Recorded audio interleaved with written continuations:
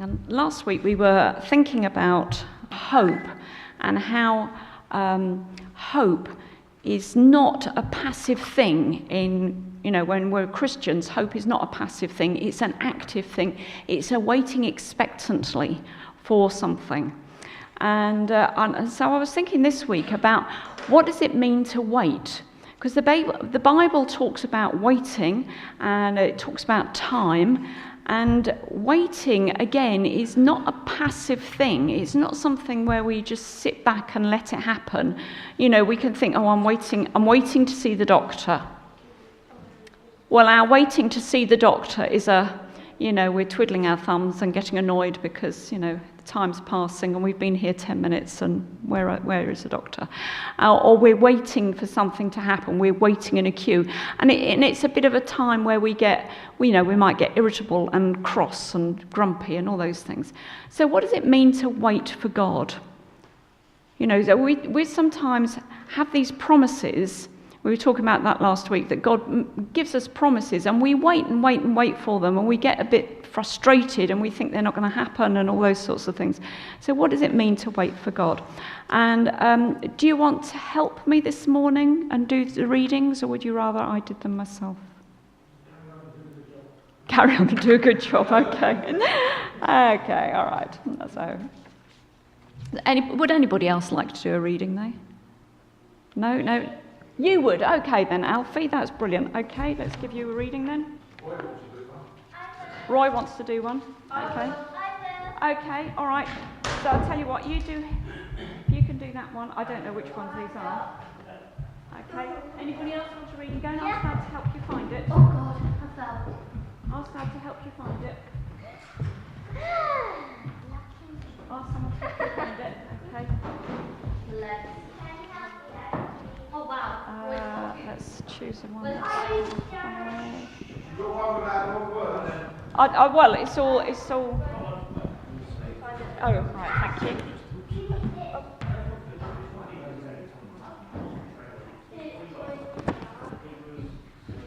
Anybody else? Charles, do you want to do one?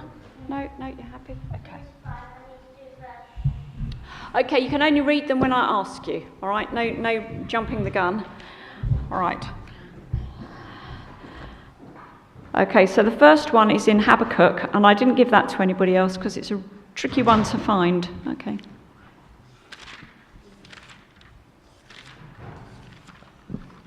So tricky that I can't find it. Where's Habakkuk gone?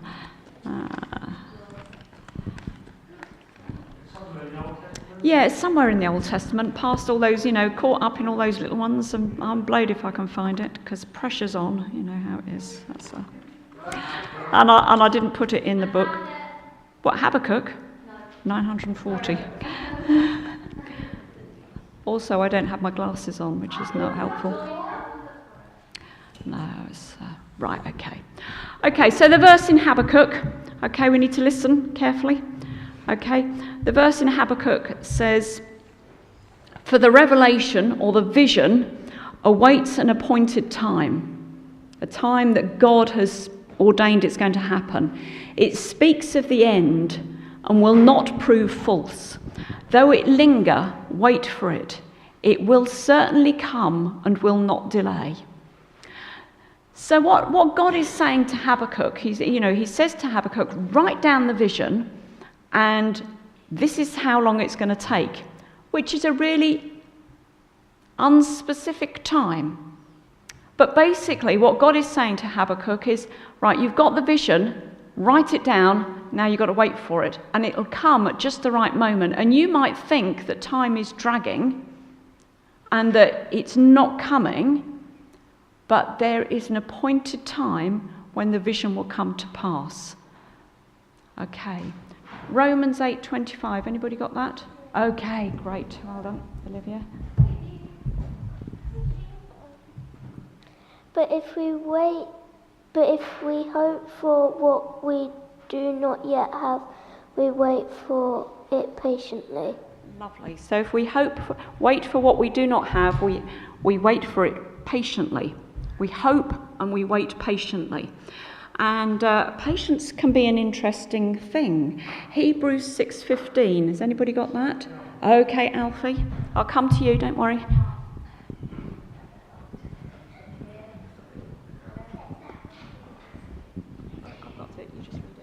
Then Abraham waited patiently, and he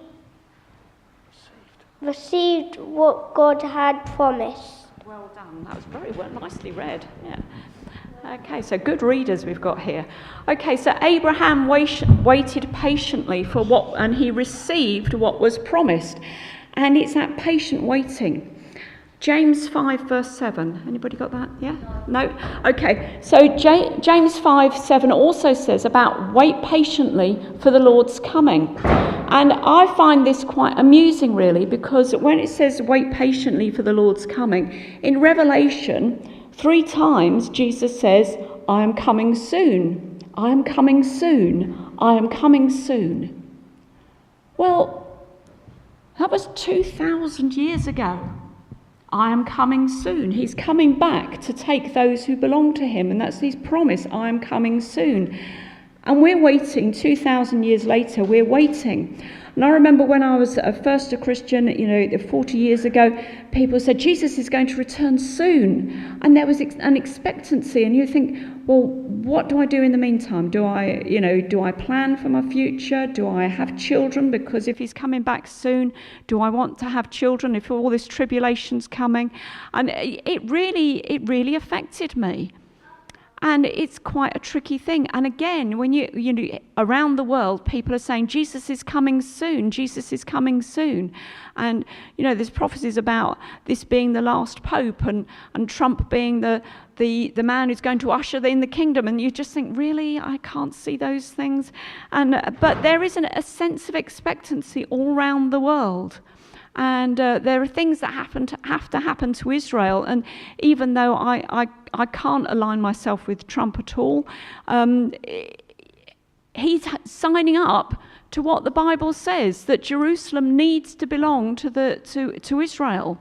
And that makes my head hurt. The way God uses people in ways that I wouldn't. And yes, it makes my head hurt. That's all I know. Yeah.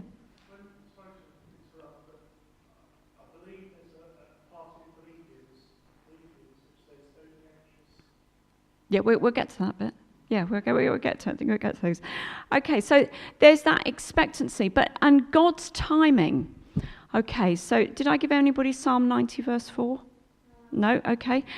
So Psalm 90 verse 4 says that 1,000 years is like a day gone by, to God. So yesterday, we can remember what we did yesterday, but to God, that could be 1,000 years. He wouldn't worry. And 2 Peter 3 verse 8, it says, in 2 Peter 3 verse 8, it says it's 1,000 years is like a day, and a day is like 1,000 years to the Lord. And time has a different connotations to God. And it just is very different. Okay. 1 Peter 3:20. Anybody got that one? This is a nice verse. So in 1 Peter 3:20, it says that God waited patiently for Noah to build the ark. And you just think, isn't that an amazing thing? That God waits patiently for Noah to do something. So God had decided that he was going to send the flood because the evil in the world was so huge he couldn't tolerate it any longer. He didn't want to look at it. And he decided to wipe away everything. And then he saw Noah. And he thought, actually, I'll rescue that one and his family. So he says to Noah, build an ark. And then he waits. God waits. He doesn't send the flood straight away. He doesn't say to Noah, oh, I've had enough of you building this ark. I'm just going to supernaturally block the holes and you can get on with it.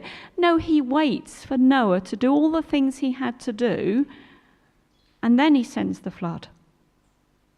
And I find that astounding, because there are times when God waits for us to do something he's asked us to do before he'll move and do the next thing. Isn't that amazing? I find that absolutely astounding that he waits for us. He doesn't hurry us up. He's a very, very patient father. You know, as parents and grandparents, we can sometimes be a bit grumpy when we know we've got to do something, we've got to get on and this has got to be done, and we want the kids to work faster, but they can't. You know, they have their speed. And God allows us as his children to work at our speed. He doesn't hurry us up. You know, he might impress on us an urgency, but he waits patiently for us. And this whole thing as well about 1,000 years, you know, being a moment and then not a moment, you know, it's an odd thing that God has in timing. I read a book while we were away on holiday, and in this book, this man, to cut a long story short, he was in a coma for 5 weeks. But in the time that he was in a coma, he was having a very nice time with Jesus, thank you very much. And when he returned to his body and he was all woken up again, it felt as if he had been with Jesus for about an hour. And that's all it was, an hour's conversation. That's what it felt like to him. But he'd been in this coma for 5 weeks. And he wasn't completely healed when he came out of this coma. He had severe lung damage. Some decades later, it wasn't a couple of moments, because Jesus actually said to him, you need to go back now, when he sent him back at the end of that, what felt like an hour. You need to go back now. Some decades later, he went to a church where they taught about healing, and he hadn't really thought about healing being for him. And then during the worship, he suddenly thought, he got this question, but what if the healing was for you?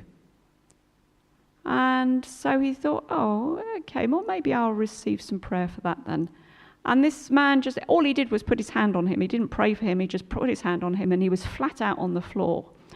And this man went to be with Jesus again, in a visionary sense, and felt that he was very much in heaven. And he was there for some weeks with Jesus. He spent a long time with Jesus. And then Jesus said to him, okay, it's time for you to go back now, but this time it'll be different. So he came back and he sort of sat up, and 5 minutes had gone by in the meeting. That's all, not weeks and weeks. You know, time takes on a different dimension with God. And sometimes we get really wound up by the fact that things take such a long time. We're waiting as a church for this building to be full to overflowing with people worshipping him. And in our timing, we think God's delaying. But in his word, he doesn't say that. He says, I've got a perfect time for these things. So what do we do then while we're waiting? Well, Thessalonians 5:16-18, it says about praying continuously and giving thanks in all circumstances. So we continue to praise and to worship and to give thanks always and to pray continuously. And it's good to be reminded of that, because we forget sometimes, instead of giving thanks in all circumstances, we grumble. And the Lord has a lot to say about grumbling. He doesn't like it. Doesn't like grumbling at all. But he does like us praising him and worshipping him and praying continuously. So we need to do those things. What verses have you got? Yeah. Which one? Okay, that's lovely. All right, I'll get there in a moment then. That's the last one. Roy, did you have a verse? No. Okay, so one of the things, what do we do while we're waiting? One of the things that we have to do is we have to give him what we have. So this morning we spent some time surrendering to God, and I wonder if there was anything in your life where God was saying, I want you to surrender this, and he was putting his finger on it and going, this is what I want you to surrender. And we can think about when Jesus fed the 5,000, all he had was 5 loaves and 2 fish. But the boy gave him everything he'd got. This is what I've got, Lord, use it. And actually, this is what we can do. This is what Stan's doing. This is what I've got, Lord. This is my skill set. I'm giving you that. Use it. And that's what we do, that we give the Lord what we've got, whatever it is. So, we give him our ability at hospitality. We give him our ability to make people laugh. We give him our ability to handle finances. Whatever it is that we have, we give it to him and he'll use it. There's we can think about the parable of the talents, where Jesus says, this man goes away and he gives everybody a little bit of something, and he says, go away and use it. And some of them use it well, and some of them just hide it and pretend it's not happening. And how cross he is, how cross Jesus is with people who don't use what he's given them. He's really frustrated and goes, okay, well, if you don't want to use it, I'll give it to somebody else. And he gives it to somebody else. And, there is that sense that we need to use what we've got, what he's given us. So do you want to come and read your verse to us then, please? Thanks, Sophie.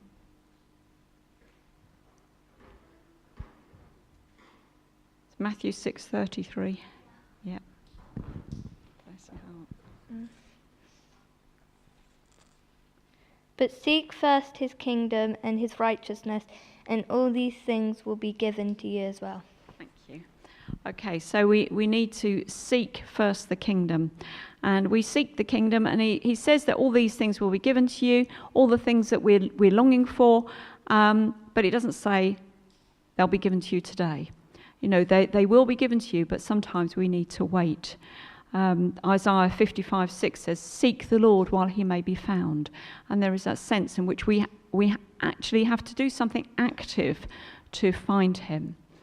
So we're in a place of hope, and we're in a place of waiting, and waiting patiently. But in that waiting patiently, there are things that we need to do.